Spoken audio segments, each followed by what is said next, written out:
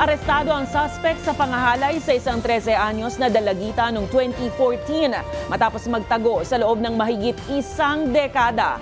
Kumikilos naman ngayon ang Women's and Children's Desk ng Manila Police District para lutasin ang mga pending pang kaso ng karahasan laban sa mga babae at bata. May balitang A to Z si Kim Salinas. Ayo. Ma! Huwag ka na magtatawa pa. Alalaki mo tao.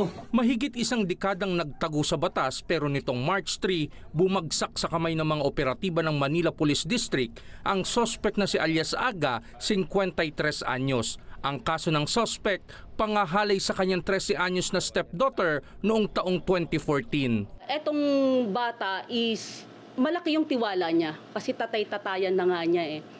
Kaya lang po sa tuwing umaalis yung nanay, doon niya sinasagawa yung bagay na hindi dapat doon sa bata. Batay na rin sa direktiba ni PNP Chief Romel Marbilla na aksyonan ang mga pending arrest warrant. Kaya't kumilos na ang Women's and Children's Desk ng MPD hanggang sa matonto ng suspect sa bagong baryo sa Caloocan. Napagbintangan nga sir, kaya lang sir, wala akong kasama noon. Time nga ko lang mag-isa.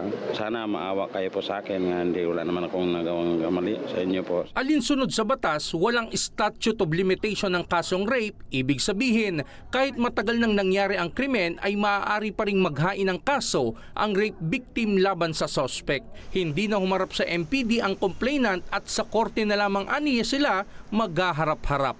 Sa datos ng Women's and Children's Concern Section ng MPD, nasa 166 ang kanilang hawak na kaso noong taong 2024 na may kinalaman sa karahasan laban sa mga babae at bata. May mga gender-based cases tayo na hindi nabibigyan ng pansin dahil nga sa sobrang dami ang hinuhuli ng warrant section natin. Dahil sa tambak na ang trabaho ng MPD Warrant Section, naging inisyatibo na ng Women's Desk na aksyonan ang pagtugis sa mga sospek. Huwag po kayong matakot.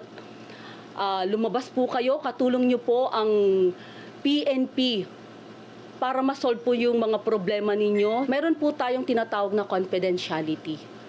Yung kanilang mga kaso, sikreto po namin yan na iniimbestigahan at hindi po namin basta nilalabas. Paalala ng Women's Desk, mahalaga ang partisipasyon ng publiko pati mismong mga biktima ng pang-aabuso para makamit ang hustisya at maipaglaban ang karapatan ng mga babae at bata.